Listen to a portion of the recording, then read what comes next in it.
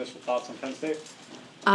Penn State, obviously a really great team. They have some serious firepower on the pins. I think their middles do a nice job. Fantastic libero, so not many holes for them in my mind. I know they've had some losses this year that could be unexpected, but I still think this is a team that can contend at a really high level.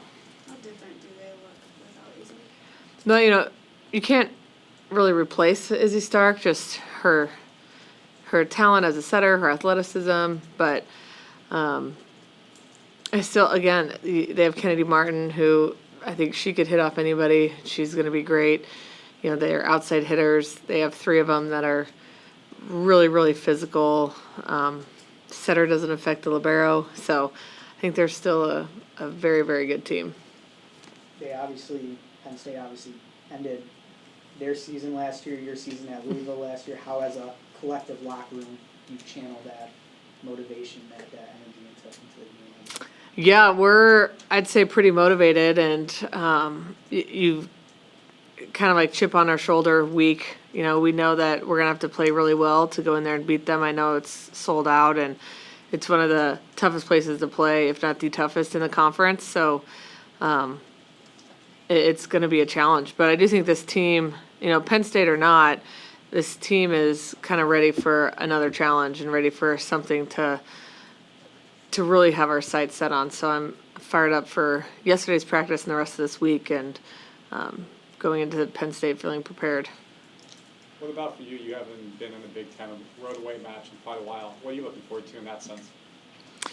Yeah, it's funny. We played at Penn State last year when I was at Louisville, and we got rolled. So I also lost to them twice last year.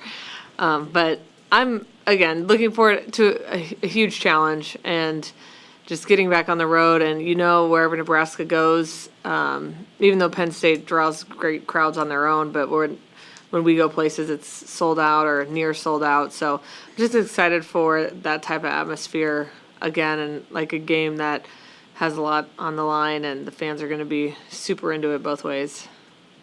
What was your reaction to what Kennedy did against UCLA hitting?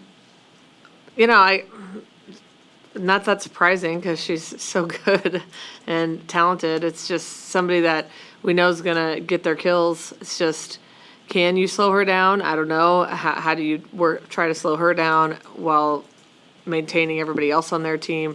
I think those are the questions we're answering this week and working to figure out. Were you surprised by what serve receive did last week in those matches you had? You gave up 9 aces. A little bit.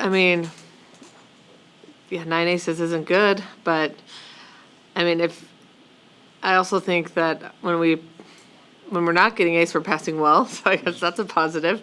And our attack percentage is still very, very good. So I'm not overly concerned. I think it's a lot of reasons, why we're kind of getting aced a lot. And I think a lot of them are in our control.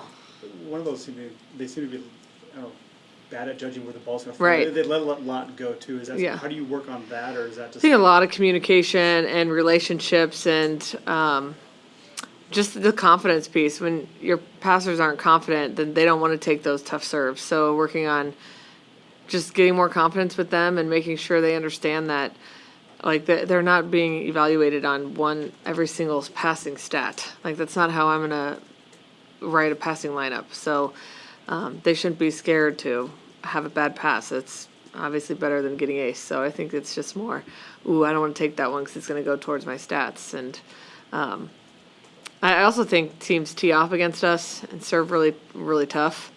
And sometimes a lot more of those go in than out. And I felt like Maryland, if you watch it on film, a lot of those serves were very, very tough. So. Back to passing for a second. There's a ton of different stats out there. Which ones matter to you? The scales? Yeah, the scale, we pass on a 4-point scale, so I think that gives us a lot of information. And then the in-system pass percentage, I think, is really important. Those are probably the 2 biggest ones. But I also want to keep reiterating, it's our passing number as a group, not Lainey passed this, Liv passed this, Harper passed this, Terea passed this. It's what are we passing as a group is the important stat, not individually, because it's how do they make each other better or worse or whatever it may be. You wanted to use that second set to get a look at the extended look at the double sub. After watching the tape, how do you feel like Campbell and Allie can help this team? Yeah, well, volleyball is a team sport, right? So the double sub is great, and I want to use it more than we have been, but then it takes Lainey or Liv, who's ever not in the libero jersey, off the court, and I think that is also something to consider, because they both have a huge impact, but the double sub can have a huge impact. So I do think it's more of a situational sub, and something we're gonna look to use here and there when it won't disrupt our passing, or maybe it's against certain servers. But Campbell and Allie are both very good on their own, and of course I want to get them experience as a double sub, but also just experience in case, Campbell needs to go in for Bergen and Allie goes in for Virginia, just to feel confident and ready to go. Did you have Penn State number 2 in your preseason poll? Your ABC? Ooh, I think I probably had Texas, maybe Penn State. I don't remember. I had us 1 and one of them 2.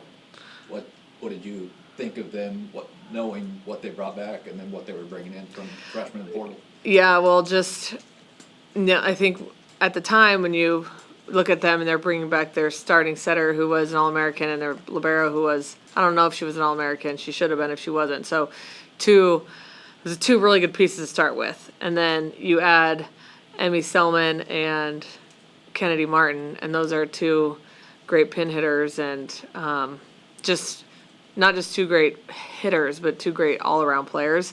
It's like, well, the addition of just those 2 is going to significantly raise their stock. And then I know they returned their middles, who were great pieces for them last year. So it just felt like they were certainly going to be one of the most talented teams, at least the most talented core 7-8 players in the country. You mentioned that you like road trips, gives the team kind of time together. What are you looking forward to about going away this weekend? Yeah, just the time together. But I'm personally looking forward to some sleep. So having a 4-month-old home, normally I'd be sad to be away from my kids, but this might be the first one. I'm like, ooh, I'll catch up on some sleep this one. So. Is the young one coming for Nashville? No, they're both staying home this time. But yeah, I just think the time where you really get to focus on yourselves as a team, and there's not that many distractions, and people hanging around the hotel, people in the team room. It just it's a good vibe, and it's also fun for the coaches. We get to interact with the players a lot more than when we're at home. So I'm looking forward to all those things. I think a lot of the players know what they signed up for, know kind of the environment. But Virginia, a lot of this is new for her. Does the team have to how do they prepare her for something like playing in rec hall? I don't really think you can prepare somebody till you're in there. That's how I felt last year with my team at Louisville. I've talked about it a lot, and then we get there and we get blown out. So I don't know if talking about it really prepares it. It's just, hopefully in the match, they can help her if she's struggling, or focus her attention elsewhere if the crowd becomes a factor. But she's played in some big matches overseas, which is good, so she'll be able to look back on some of her experience and hopefully have some good comparisons. A lot has been made from Penn State, rightly so. Do you have a back-to-back with Rutgers? How do you flush whatever happens on Friday and move to Saturday? Yeah, Rutgers is, I think, really good this year. I think it's one of their better teams, and that's a program that I feel like is taking volleyball more seriously as an athletic department. So, certainly not just a game you can expect to go in there and beat them if you're not prepared. So I think just taking one game at a time and having our team realize that every win is still just a W, every loss is still just a loss, and Rutgers will just be another chance to add to our resume. You guys are tied for last in aces per set in Division I. How do you balance wanting more aces versus just serving teams out of system? The goal is always to get them out of system more than acing. The aces typically come, but from a serving standpoint, we're serving pretty well. And I've said it before, we measure a lot of serving on 3-point runs. I think can players go on runs? That's what will bust a game open. versus one ace is great, but if you can score 3 in a row, that's huge. So we're going to continue to focus on that more than just aces per set. We also don't have, a top spinner or a really unique server that can sometimes skew those statistics. All right, thanks everyone. Thank you, guys. She was not all American because Landon and Lexi were the only. They were both on the first team. Yeah, and no one